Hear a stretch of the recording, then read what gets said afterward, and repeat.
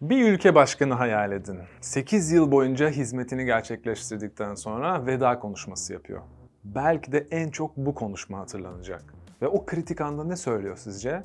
Halkını ordusuna karşı uyarıyor. Askeri endüstri denetlenmeden büyürse sonumuz kötü olur. Para sürekli aksın oraya diye kendi savaşlarını çıkarabilirler. Uyanık olun diyor. Hatta dünyanın en güçlü ülkesinde, en güçlü başkan tarafından söylenen sözler bunlar. Çoğumuz bilmese de 40 yıl boyunca orduda görev almış, 5 yıldızlı general olup sayısız madalya kazanmış Dwight Eisenhower, 1961'de ABD başkanlığını bırakırken verdiği mesajda en vurucu kısım olarak askeri endüstrinin potansiyel tehlikesine dikkat çekmişti. İkinci Dünya Savaşı'nı kazanmak için tüm kaynaklar ve güç orduya verilmişti. Savaş bittikten sonra da yarattıkları canavar uykuya dalmadı. Barışa geçilse bile savaş ekonomisi devam etti. Şimdi dünyanın her yanında 800 adet askeri üsleri kuruluyken Pentagon her yıl mali denetlemelerde çuvallayıp trilyonlarca doları nereye harcadığını bulamıyor. Görünüşe göre Eisenhower'ı dinlememiş ABD ve bu canavarın boyunduruğu altında yaşamayı kabul etmişler. Gelin bakalım ABD savaş makinesi nasıl gereksiz yere dünyanın kaynaklarını tüketip tüm demokrasiler üzerinde bir tehdit oluşturuyor. İçeriye geçmeden yalnızca birkaç saniyenizi alacağız. GZT olarak yaptığımız işi önemsiyoruz ve çok çalışıyoruz. Amacımız da GZT YouTube kanalını 1 milyon aboneye ulaştırmak. Bu da sadece sizin katkılarınızla mümkün. Abone ol butonuna tıklayarak 1 milyon yolculuğumuzda Bize destek olabilirsiniz. Bir kişiden ne olur demeyin. bizim için çok önemli. Şimdiden teşekkür ediyor. Ve hemen içeriye dönüyoruz. Başlayalım. ABD ordusu o kadar büyük ki kendileri bile ne kadar büyük olduklarını ve nereye ne kadar para harcadıklarını bilmiyorlar. Pentagon üst üste 5. yıl mali denetlemeye geçemedi ve varlıklarının %60'ının nerede olduğunu bilmediğini raporladı. Zaten ordunun çoğunluğu ABD içinde değil, dünyaya yayılmış durumda. 70'ten fazla ülkede ABD'nin askeri mevcudiyeti var. Tüm dünya barış zamanında bile ABD ordusunun işgalinde neredeyse. Neden kabul etmiş herkes bunu diye soracak olursanız çoğu mecburiyetten. İkinci Dünya Savaşı'ndan yenik çıkan Japonya ve Almanya gibi ülkeler ateşkes imzalarken Soğuk Savaş sırasında Sovyetler ve Amerika arasında sıkışan ülkelerde kendi ideolojilerine daha yakın ve ikisi arasında daha güçlü olan tarafı seçerek sınırlarını yabancı askere açmak zorunda kaldı. Sonrasında nerede savaş olsa hemen oraya bir ABD üssü açıldı. Kendi işgal ettikleri topraklarda bir hayli çok olduğundan üs sayısı 800'e kadar çıkmış oldu.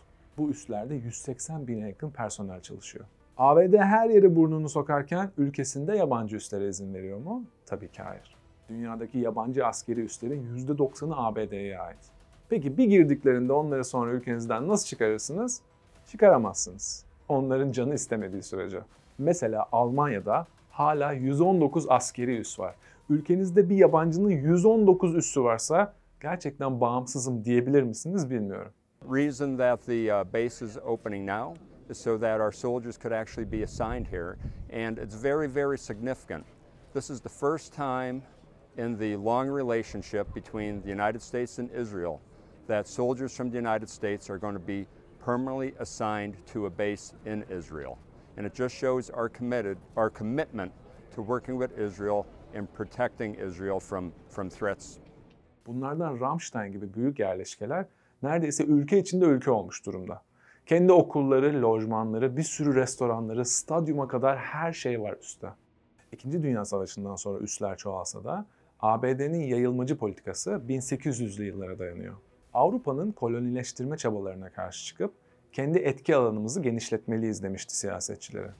Etki alanı genişledikçe bunu devam ettirebilmek için harcadıkları meblağ da astronomik düzeye çıktı. Sadece son 20 yılda ABD savaşlara 6 trilyon dolar harcadı. Bu parayla ülkelerindeki tüm evsizlere ev yapılıp üstüne dünyadaki bütün açlık bitirilebilirdi. Ordusunun yıllık 800 milyar dolarlık bütçesi en yakın rakibi Çin'in 2,5 katı ve ABD ile dünyanın geri kalanının toplamı savunmaya aynı parayı harcıyor. İkinci Dünya Savaşı'na girdiklerinde büyük güçlerden biriyken savaş bitiminde en büyük güç olarak çıktılar. Birinci Dünya Savaşı'nda bütün büyük imparatorluklar tüm kaynakları orduya ayırıp çok yüksek borçlara girmişler. ABD Birinci Dünya Savaşı bitene kadar katılmayıp taraf olmak yerine savaş tüccarlığı yaparak ekonomisini hızla geliştirdi. Avrupa birbirine girmişken ABD pamuk, tahıl, pirinç, lastik, makine ve otomobil ihracatıyla İnanılmaz zenginleşti. İkinci Dünya Savaşı'na da göreceli geç girdi ABD ve kendi toprağında savaş yaşanmadığı için diğer devletlere göre hem zenginleşti hem de gücünü korumuş oldu. Yani ABD'yi ABD yapan en büyük olaylar dünya savaşları. Ekonomisini savaş üzerine kuran bir ülke barış zamanı nasıl para kazanacak? Yeni savaşlar yaratarak. O kadar silah fabrikası boşuna mı yapıldı? Askeri endüstriyel kompleks dedikleri makine o kadar güçlü bir noktaya ulaştı ki Vietnam Savaşı'na girmek istemeyen başkan John F. Kennedy bile suikastle ortadan kaldırıldıklarına dair yoğun söylentiler var. Kennedy öldürüldükten sonra gelen Johnson, cenazeden sonraki gün gerekli imzayı atarak ABD askerini Vietnam'a göndermişti. Devlet içinde bir devlet gibi askeri endüstriyel kompleks. 3 ayağı var. Silah ve teçhizat üretenler, Pentagon, Kongre. Yolsuzluğun gırla olduğu büyük bir sistem. Şirketler lobi yaparak ve rüşvet vererek senatörlere baskı yapıyor, daha çok savaş çıkarıp silah üretmek için. Senatörler aldıkları para dışında kendi eyaletlerinde iş olanağı artacağı için onayı veriyor. Pentagon'da şişirilmiş bütçe talepleriyle hep daha çok malzeme sipariş ediyor. Pentagon yetkilileri emekli olup silah üreten özel şirketlerde uçuk maaşlara danışman olarak çalışıyor sonra karşılığında. Bu düzen sayesinde Lockheed Martin, Boeing gibi şirketler ABD'nin dış politikasında etkili rol oynuyor. Her askeri üs ve savaş kararı şirketler için milyarlarca dolar kar demek. ABD'nin kendine tehdit gördüğü 3 ülke İran, Rusya ve Çin. Askeri üsleri de bu devletleri çevriliyor büyük ölçüde. Rusya'nın karşısında Ukrayna'yı, Çin'in karşısında Tayvan'ı, İran karşısında da İsrail'i destekliyorlar. Ve bu 3 ülkenin de sürekli çatışmaya dahil olması için tahrik ediyorlar. Tabii ki ABD tek kötülük odağı ve diğer herkes melek demiyoruz. Ama dünyanın kaynaklarını en çok tahrip eden, düzenli bir barış ve refah ortamının önünde duran düzenin de lideri konumundalar. Ve bu düzenin devam etmesini isteyen, çok güçlü konumda olan dev şirketlerle yolsuz politikacılar var. Sizce ABD kendi çıkarı için bu düzeni sürdürmekte haklı mı? Yoksa halkının vergilerini boş harcarken tükettiği kaynaklarla iklim krizini mi tetikliyor? Bir sonraki bölümde görüşmek üzere. Bir ülke başkanı hayal edin. 8 yıl boyunca hizmetini gerçekleştirdikten sonra veda konuşması yapıyor.